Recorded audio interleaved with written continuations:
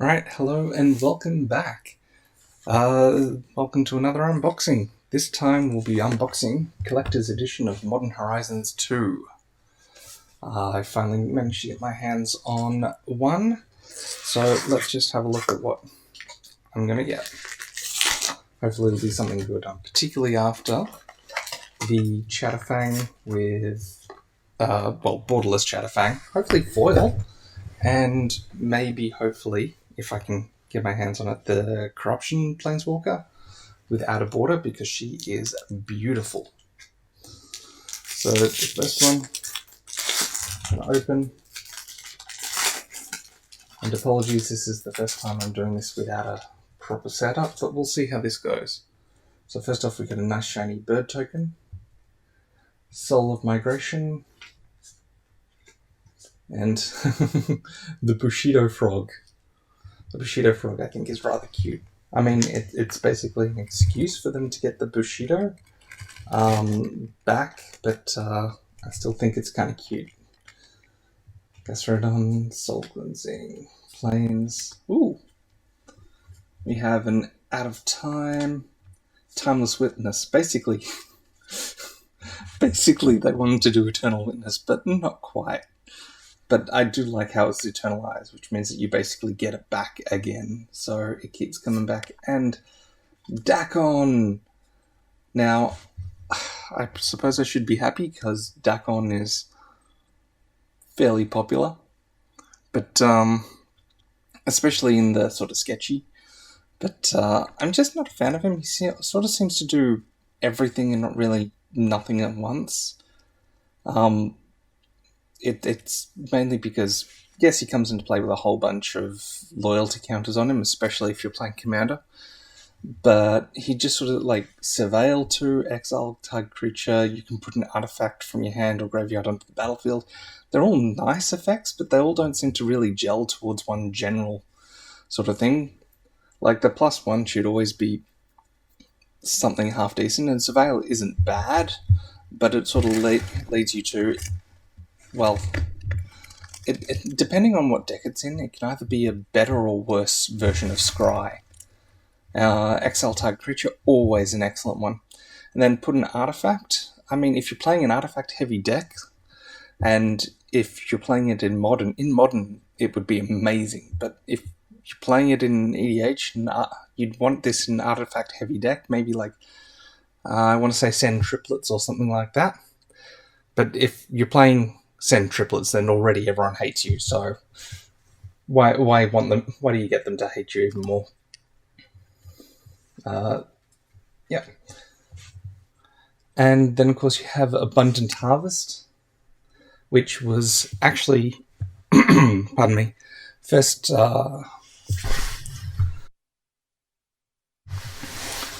which was actually first released as one of the Strixhaven Archive cards, which I thought was kind of interesting way of doing it, just to see how it works.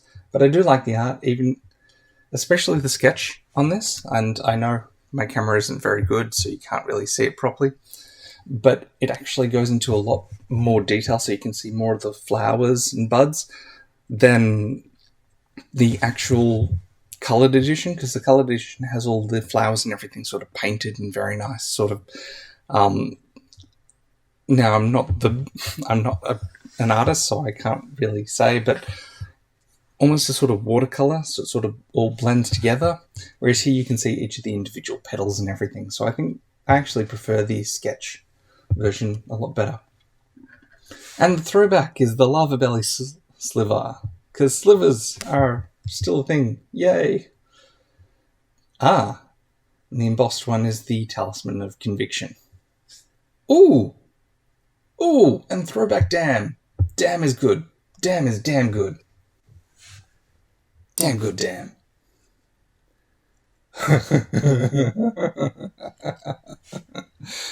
Yep. And a foil borderless Arid Mesa. Because, hooray for Painlands. I like Painlands. I can go in a special pile. And the other side of the bird token is a clue. I actually kind of like the clue, because it reminds me very much of, what's called Ixalan. But, again, And I'm actually kind of happy that Clue's made a comeback, particularly since if you're playing... Well, it's just another way to get card draw. Like, I know I'm probably hated because I play Eldrazi EDH, but if there's one thing Eldrazi need, it's more card draw. So having a colorless token that can be... Well, having a token that can be produced by colorless sources, and then, you know, you just pay 2 to get a clue to get a card is just awesome. Because they definitely need more card draw. So next up we have a Deepwood Denizen, captured by a Lagax. Arcbound Tracker. Yay, the modular ones, because they're back. World Weary. Now I kind of like the art on this because you can't really see it in the foil. But you've got a mountain guy's head, but half his face is like melted from the volcano. So it's kind of nice. It looks a lot better in the sketch version, I find. But it's still not bad. Another Arcbound. Hooray. And another Arcbound. This is an Arcbound deck. Swamp. Aleve. Progenitor. The Progenitor Ooze. Yeah, I actually like it, but the problem is, well, it's, look, I like it, I really do like it. I just feel like if you're going to make an Ooze tribal deck, this would be the card for you, but at the same time, there isn't enough to make an Ooze tribal deck. It's a dream. Then again, Squirrel tribal is still vaguely a dream. There's enough cards to make Chatterfang or Squirrel tribal work. It's just needs more. We got the Arcalite in the sketch. I do like the sketches. I don't particularly enjoy the borders of them because the color coming outside of the set icon kind of annoys me a bit. That's just my little bit of OCD playing up. It really does annoy me, but the sketches I think look absolutely amazing. Oh, Nykthos Paragon. That can go up there. Whenever you gain life, you may put that many +1 on each creature you control. Do this only once per turn. Holy crap. You are going in my Felisa deck. Yes, sir. Oh. Foil sketch Arcbound Shikari. I take it back. I like it. That looks very nice. I like that. Aramoeba. I don't care enough about it. Nested Shambler. Foil. Yeah, I think I'll stick you in my Squirrel Commander. Ooh, Dathui Voidwalker. Nice. I can always appreciate black. Ooh, throwback guys will. So nice. And a food. And a food, the one that Asmore is seen creating in pretty much all the pictures in this set. The goblin. No one cares about the goblin. Everyone cares about the food. Food's where it's at, yo. Speaking of which, I should probably start thinking about what I'm going to have for food.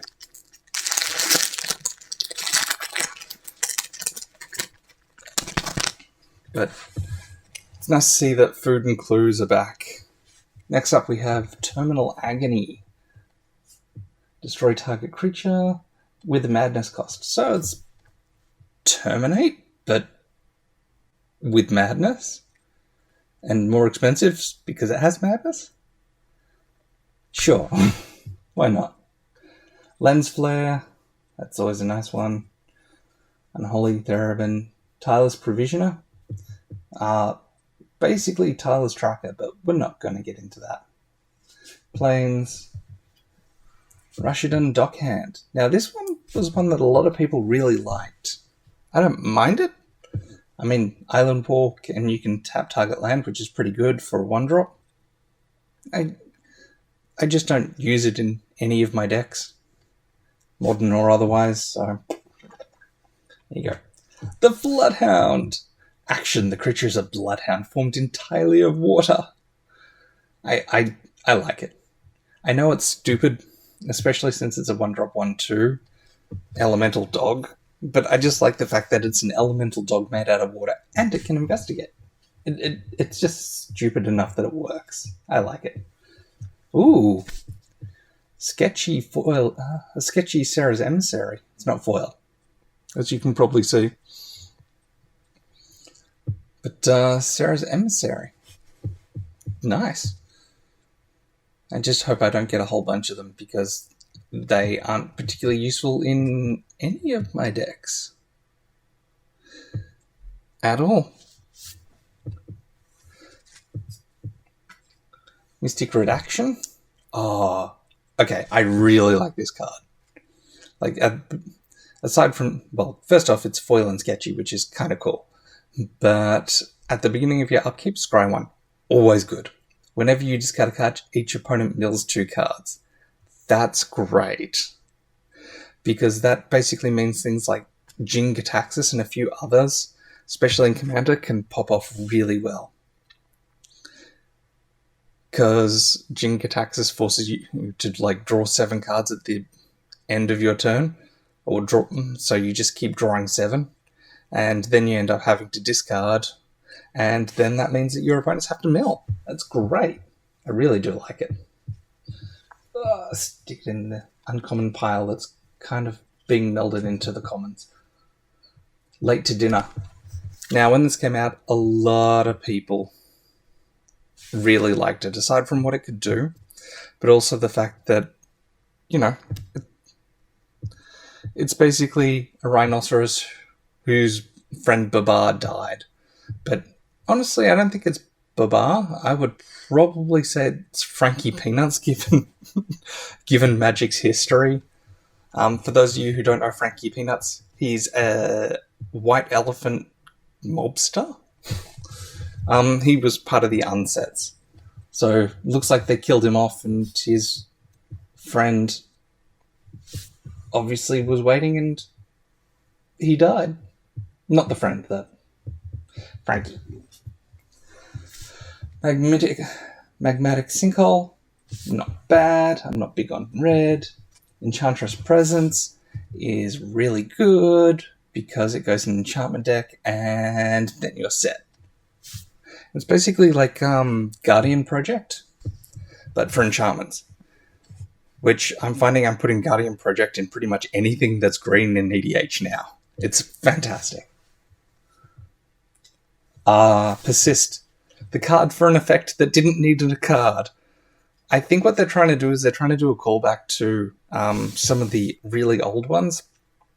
So like Flight, Lifelink and all that, when they were first introduced, they were just single cards. So you'd cast them, and then, like, for example, Flight, it was enchant target creature, it gains flying. Lifelink was target creature, whenever target creature deals damage, you gain that much life until end of turn or something. And now they've got it for Persist. So, kudos. And another clue, which is the standard Innistrad clue, with the Thopter.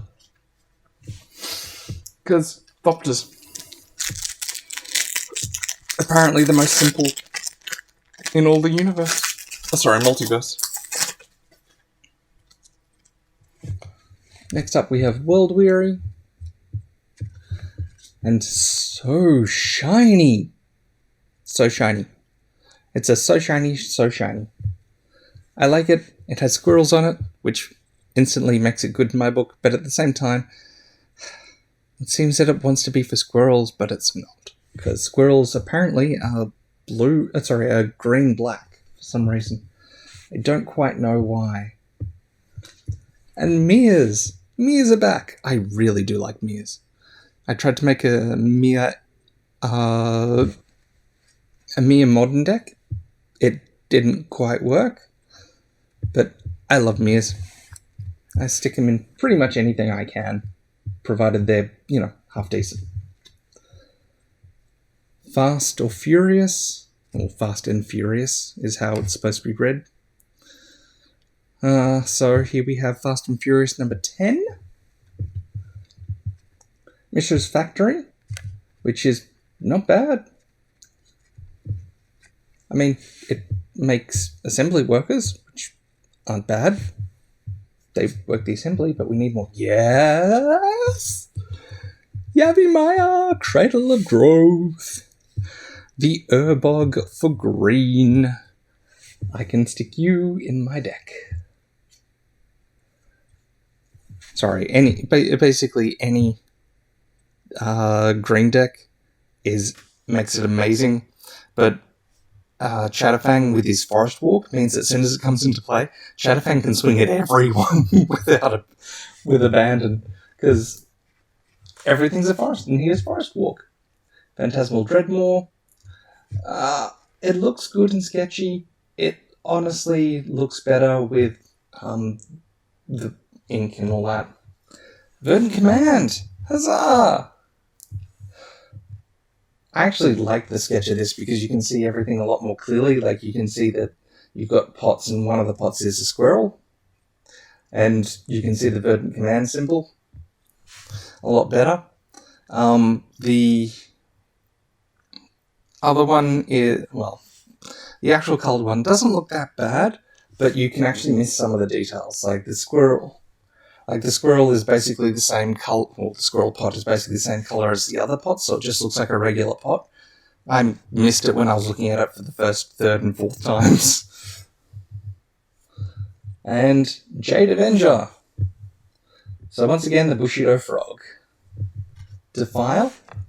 Always a good card. Man, Defile is a good card. Board wipe when you need it. Oh, not board wipe, sorry. But it kills pretty much anything if you're playing mono swaps. Or if you happen to have an Urbog. Mog Salvage. The Mogs are back. Ooh, nice. Old style Misty Rainforest Foil. Oh, so nice. I'm going to stick you in that pile. And Calibrated Blast. Old style throwback. It's good. And the treasure. Mwah. Treasure and a golem. The white-red golems. Basically holdovers from Lorehold from Strixhaven. Look, I'm going to be honest. I sort of like Strixhaven that they wanted to do something different with the colours that they had explored in Ravnica, but the set still sort of felt a bit off. Like, Boros, or should I say Lorehold's whole thing was history, which isn't bad, but it's the fact that basically it meant that they had a whole bunch of spirits and golems, and golems have always felt colourless, and spirits have always sort of gone in between, well, basically in anything that's white, so that's fine, but it's just like, it felt that they were trying something new, and if they're coming out with another set in the next year or so to capitalize on either the other colleges, like the Dimir ones and the Simic one, sorry, not Dimir one, it's the Simic, but rather the other 5 or so guilds that exist, and try something different with them, I think that'll be nice. Or even if they bring back and they explore the concepts a bit more, I think that'll be really good. But just for this set, it sort of felt like they'd tried something and they were done with it. So, like, we've done it, we've tried it, we're moving on, rather than exploring it a bit deeper. Like, if they had... Basically, I feel like it needs another set to sort of expand on the concept a bit, rather... Because ultimately, it just felt like the reason that they brought them out was, 1, they wanted to try something different, and 2, they sort of wanted to wrap up Liliana's storyline, which, again, didn't really need wrapping up, because we're kind of moving away from the whole extended storyline, at least for a little while. Anyway, you don't care about that. Next up, we have Loathsome Curator, which, Gorgon. I'm always happy for Gorgons. And another Mia. Hooray! This one actually is kind of cool because it's a 1-drop 1/1, sacrifice it, and you put a 1/1 counter on target creature. Doesn't make much sense, but in Modern, I can imagine that this would just pop off amazingly well. Shattered Ego. It's always nice to have one of those. Another Arkbound. I do like that they brought back the Arkbounds. Yavimaya Elder. It's been a while since we've seen him around, but he's a staple in EDH, so it's good to see him come back. Good to see you back, buddy. Tide Shaper. I got no words for that. It's an island. Like how it looks. Nettlecyst. Hooray! The living weapons are back. Phyrexia has taken control. Yeah, as you can tell, I kind of like the the enemies, because I like Eldrazi and I like Phyrexia. But I've liked Phyrexia since Plane Shift, so I liked it before it was cool. But yeah, I tend to like the evil guys because I feel that they're much more fun than the goody two-shoes. Like Elspeth and Jace. Ugh. Yes, I know, I'll probably get a whole bunch of comments or people yelling and screaming at me. I don't like Elspeth. I feel like her story was basically her jumping around going, I'm traumatized because Phyrexia took over, so now I just want to beat anyone who's evil. Sort of felt very one note, and Jace went from being somewhat interesting to being a Mary Sue. So, where he could do no wrong and everything he did was amazing, and because he's a mind mage it means he can make you see illusions and he can go into your mind, and basically he knows everything before you do, and he really turned into a Mary Sue. That said, I liked Gideon. Gideon had a fantastic backstory. He was great, and I'm sad that they killed him off. Ajani I also like. So I do like some of them. I just felt like they sort of shifted everything onto Elspeth, and they pseudo-killed Elspeth off and then brought her back in Theros again. And then Jace... Don't talk to me about Jace. Anyway, Nettlecyst. Hooray! Another late to dinner. Not foil, not as good. Ooh. It's not that it's Shardless Agent, I have a few of those, but the art is amazing, and the fact that this is completely unbordered makes it so beautiful. If this was foil, this would be amazing. Marble Gargoyle. Ooh, Faithless Looting's less popular cousin.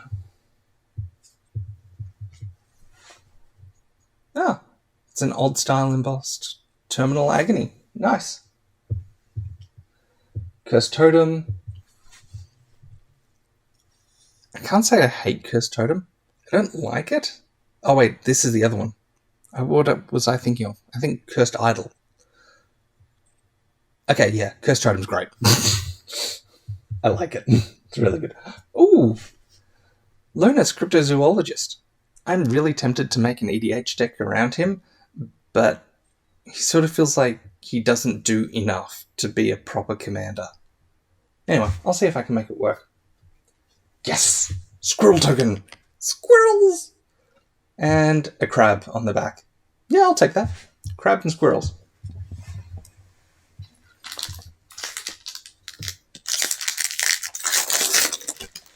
Alright, so next up we have a Floodhound.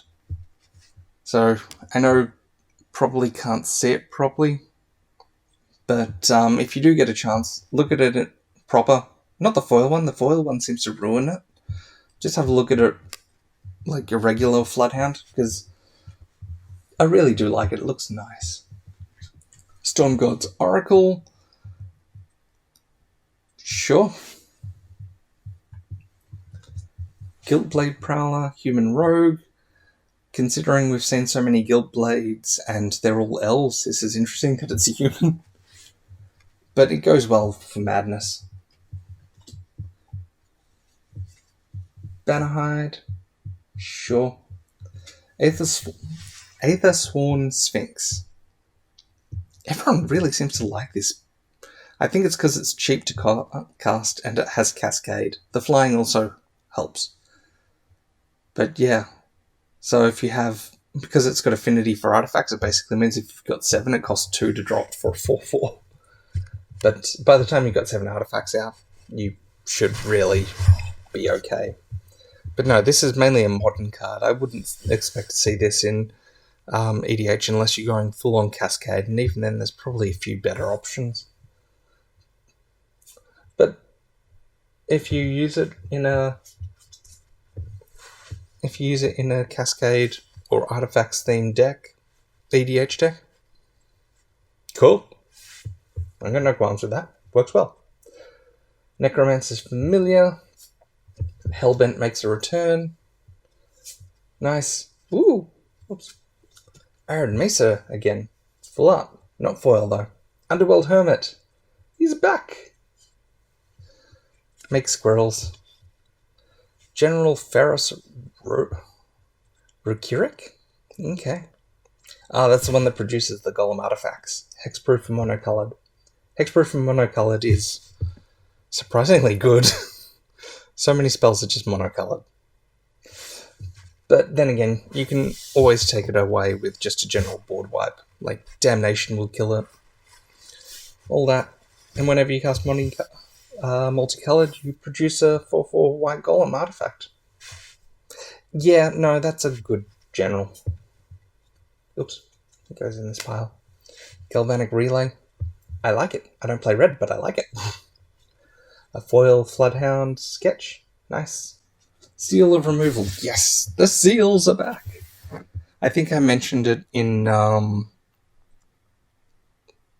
the Time Spiral Remastered unboxing, but I sort of missed the seals because they were kind of fun.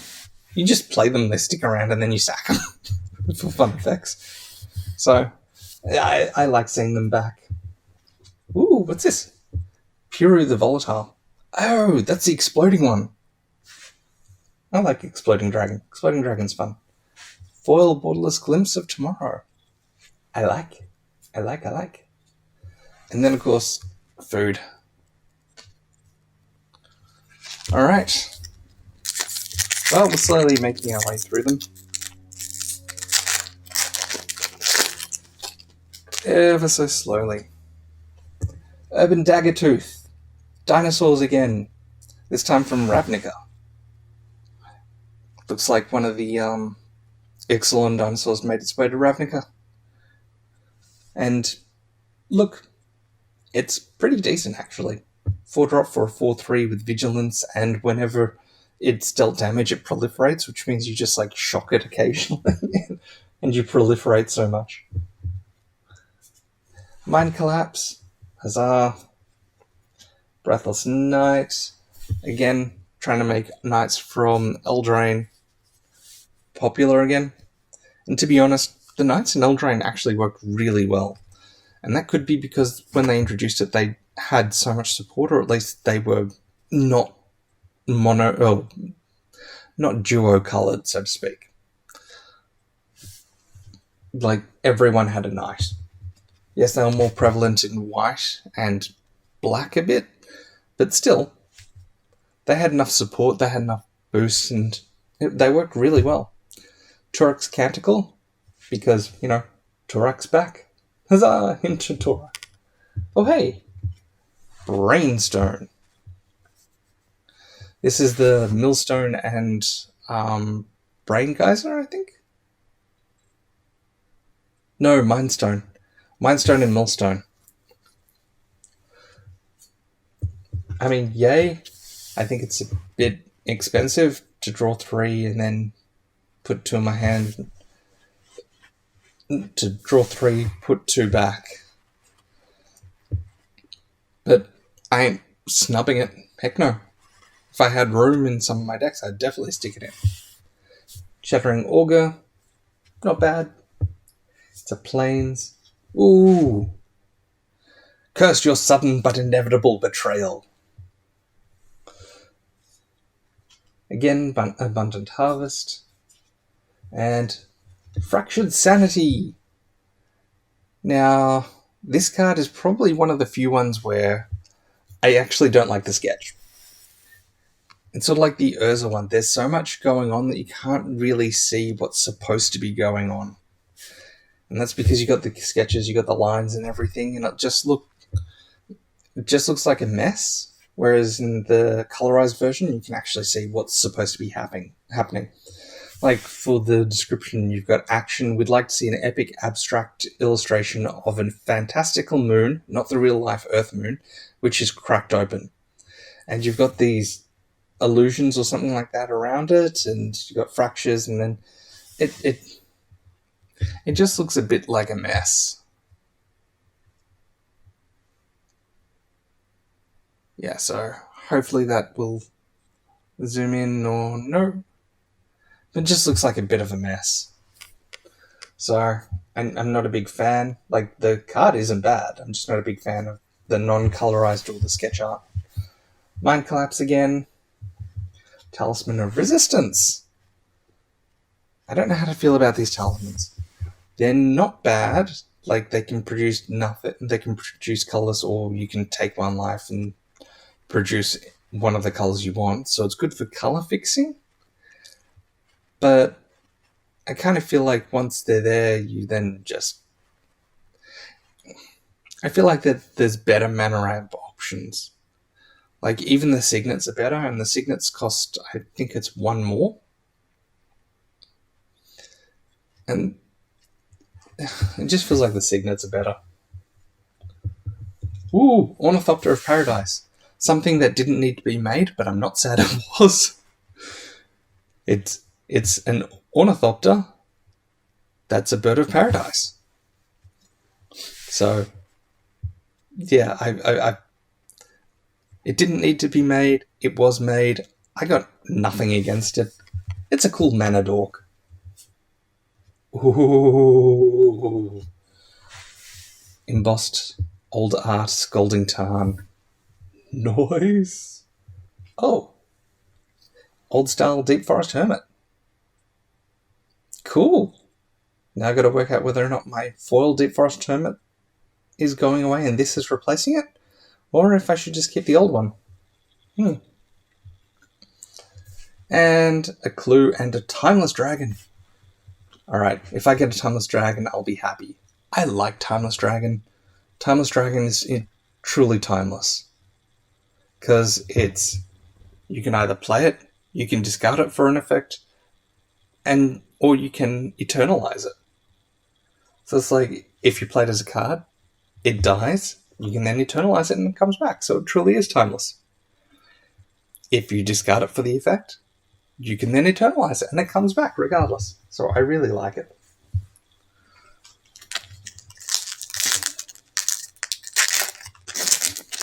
Alright, so let's have a look. Getting down to the final ones now. We have Step Through, which has wizard cycling. Okay. Already wizard decks are pretty annoying. Less so now, because there's so many more cards, but they're still pretty evil. And wizard cycling, cycle it to get a wizard. Yeah, no, that's pretty good for any wizard decks. The artifact lands, don't know how to feel about those. I mean, they're good because they're artifacts, which means that they kick in for affinity for artifacts, which means that they're fantastic in Modern, which is, yes, I know it's called Modern Horizons, but some of the cards in Modern Horizons aren't just for Modern. Like Squirrels doesn't really work for Modern. You can try and force them, but I don't see them being in the top 10 anytime soon. Late to Dinner, actual card, still looks nice. Kitchen Imp, basically the one that works off Asmol. Sudden Edict, it's an edict. I like edicts. I played a Thrax deck when I first started getting into EDH. Or for those of you, one of the first commanders I ever had was a Thraxamunda deck, which is just all the edicts. So having a new edict for Thrax is awesome. Lucid Dreams. I don't mind it. It's not a bad card. I love the art, though. It's very reminiscent of the board game Dixit, which, if you don't know and you love surrealism, great game to play.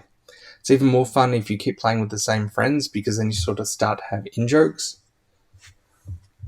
And it's also a good gauge for how well you know the other person, so you don't have to play things like Cards Against Humanity. Mountain. It's a mountain. Another Piru the Volatile. This time, it's not in the old art. It's in the new one. Makes more sense. Kitchen Imp. This art is amazing. The sketch art, even more amazing, again, because you can see the fine details. Oh, wow.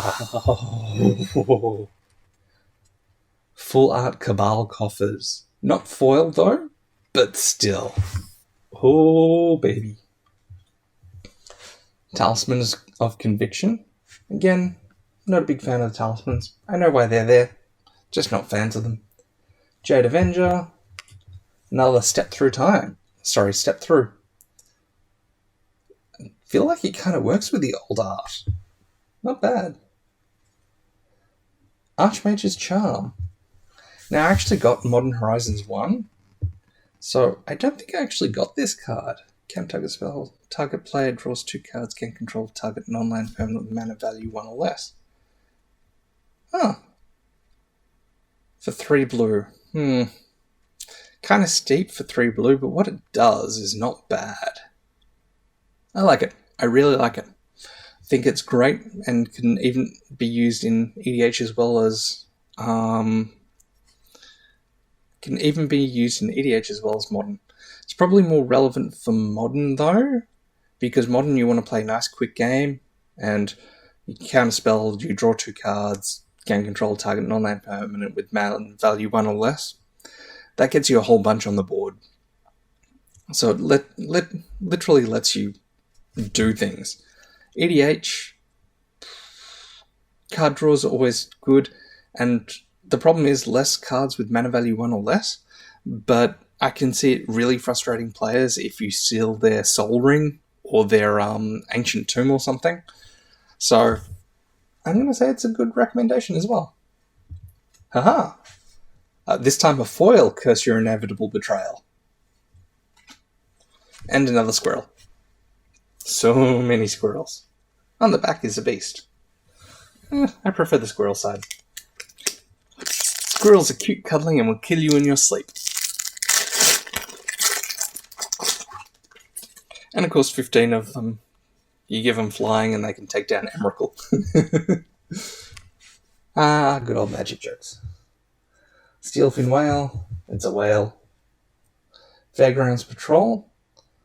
Looks like we're getting back into Kaladesh. Goblin Arcanomancer. Each spell you cast is red or green, costs 1 less to cast. So basically Goblin Electromancer. Wait, we're going to have a whole cycle of like Goblin something or other Mancer? I'm down with that. Piercing Rays. I want to say that that's a card from like one of the Eldrazi sets, but I can't remember. It's got 4 casts, so that's unlikely. Probably just a new card that I'm thinking of something else. Junkwinder. It's a serpent that has affinity for tokens, which I think is a really interesting thing. But it's, as a card, it's meh. Foundation Breaker, not bad. It's good old Evoke. A Mountain, Cartha Lion. The first card ever to increase the cost of a Planeswalker's loyalty ability. So Planeswalker's loyalty abilities you activate cost an additional +1 to activate. Now, as many people probably forget, the +1, -3, -7 or whatever are actually costs that you have to pay. So that means that when you tick up a Planeswalker, you're paying the cost, which is to increase its loyalty. This is amazing, because it basically means that that +2 or +1 becomes a +3 or a +2. that -3 to destroy target creature that's on a lot of the black and green planeswalkers, they cost now -2, which means you can use it a lot more.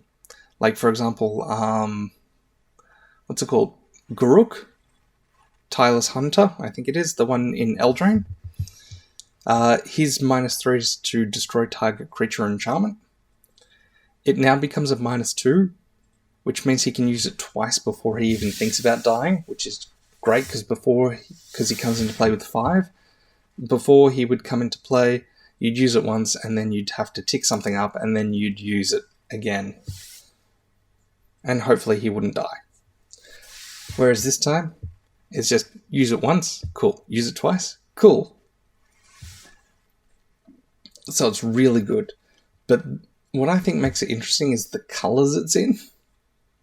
Because it's in black and green, which are colours that... Black has a decent amount of interesting, mainly removal effects. Green has usually creature effects for planeswalkers. Black and green tends to have a whole bunch of destroying, so you're looking at Vraska or Garruk, and even the new one, the insect one. So a lot of destruction, so it's kind of interesting that he wants you to build a planeswalker deck. Like, if you're having him as an EDH card, you essentially want to build a planeswalker deck, which you're better off doing with, what's it called? Atraxa. Because Atraxa is more of a Super Friends. But this really wants you to build Super Friends, but at the same time, it sets a really interesting and fun precedent. I really like it. Faithless Salvaging. Ooh, Borderless Solitude. I don't know how to feel about the elemental incarnations. They're not bad, but they're not as good as I want them to be. I don't know how to feel. Hooray, the Underworld Cookbook! So, I split a box with a friend of mine, and I got some of the cards, and he got some of the cards, but in all the cards he gave me, I didn't get an Underworld Cookbook, so this is my first Underworld Cookbook, which is an uncommon. Bone Shards, good staple. Liquid Metal Talk, fantastic for things like Memnarch. Not gonna... it's also good, I suppose, for affinity for artifacts, but it seems very... what's the word? Not hit and miss. It's more sort of... it's very dependent on what your board state is and what deck you're playing. Like, heavily dependent. Rashidan Dockhand. Ooh! Foil Borderless Savaloon of Sea and Sky. I'm not big on Merfolk, and she's a Merfolk god, but she's good. I like her. And she looks so pretty. So pretty. My crappy camera can't capture how pretty she looks. She's too pretty for the crappy camera. And Squirrel. Alright, coming down to the final countdown now. So this is going to be interesting. Right, so we have a Lose Focus, Guardian Kirin. Kind of glad Kirin's back. I'd like to go back to Kamigawa. I know it's not happening because they basically have said that Kamigawa's done. We're not going to go back to it because the story's been told there's really nothing else to go back to. But I think it'd be nice to go back to it. July Cobra, I got nothing. I mean, it creates a token when it dies. 3/1 Death Touch. Nice trade. Chrome Courier. Foil Squirrel Sovereign. Go my squirrels! I will have a foil squirrel deck, yes. Batterbone. Batterskull's less famous cousin. Again, hooray for the Phyrexian rebirth. Forest. Borderless Profane Tutor. Because if there's one thing that Black needs, it's more tutors. which it does. Everyone needs more tutors. Mainly black. Go black. Combined Chrysalis. I actually really like this. Creature tokens you control have flying. That's great for green. Blue, not so much, because blue doesn't really create many tokens. Mainly green. Blue, when it creates tokens, tend to be things like birds and other things that already have flying, so yeah. And then 2 and a blue and a green. Tap, sacrifice a token, create a 4/4 green beast creature token. Activate only as a sorcery. So it creates its own tokens by sacrificing a crappy token for something better. So that bird that you created, sack it. Make a 4/4 that now has flying. I really like it. It's just sad that it doesn't really go in any of my decks.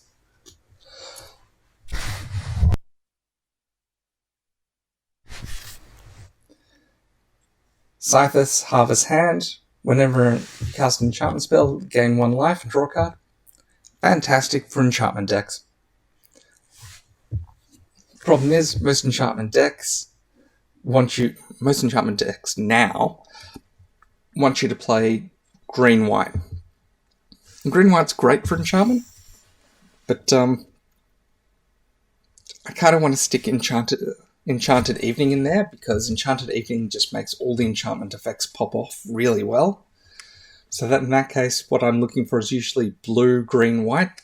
And luckily there's enough there that can actually make a blue, green, white commander deck.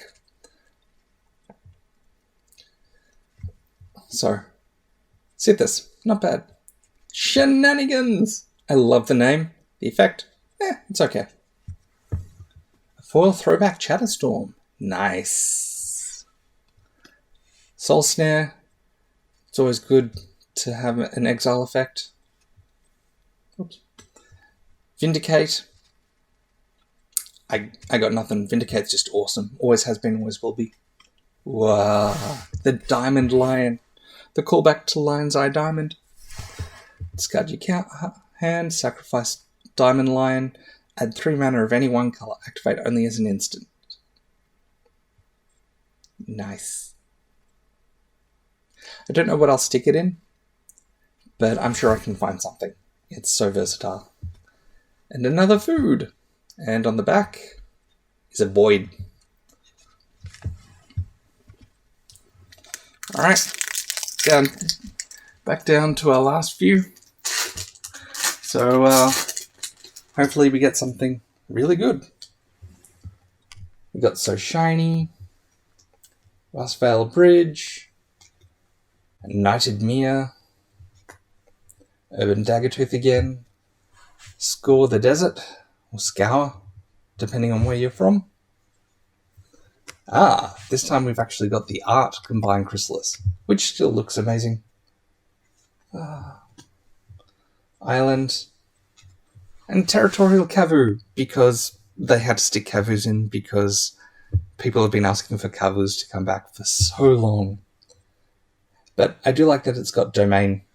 Domain's always nice. That's the one I was talking about. The sketch of World Weary. Not bad. Magus of the Bridge. Look, I want to like Magus of the Bridge. There is nothing about Magus of the Bridge that should be bad. It's just bad, though. I don't like it.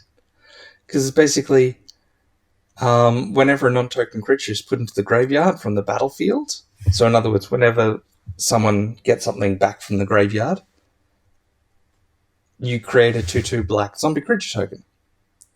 And then whenever anything dies, whenever a creature is put into an opponent's graveyard from the battlefield, and you got to remember that tokens hit the graveyard. Even though they disappear, they still have to hit the graveyard. So whenever a creature is put into an opponent's graveyard from the battlefield, you exile Magus of the Bridge. So basically you want to cast it for 3, have it stick around for a little bit while you keep putting things from the graveyard back onto the battlefield, so with a Yawgmoth's Will or something, which is pretty much banned and everything. But I know that there's a lesser Yawgmoth's Will. I think it's Yawgmoth's Bargain or something. and then you kill something, and then Magus of the Bridge dies. I don't get it. I'm sure people can probably explain it to me, but every single time I see Magus of the Bridge... In fact, no, please explain it to me. Explain to me how Magus of the Bridge is a really good card and why it should be rare and not uncommon. And I'm sure that's just because it really wants the recursion effect, so you play it and then you do a whole bunch of recursion. But for 3, I can do a lot more recursion and get a lot more out of it. Another foil Chatterstorm, foil Sketch of Late to Dinner, Tribute Mage, ooh, Goblin Engineer.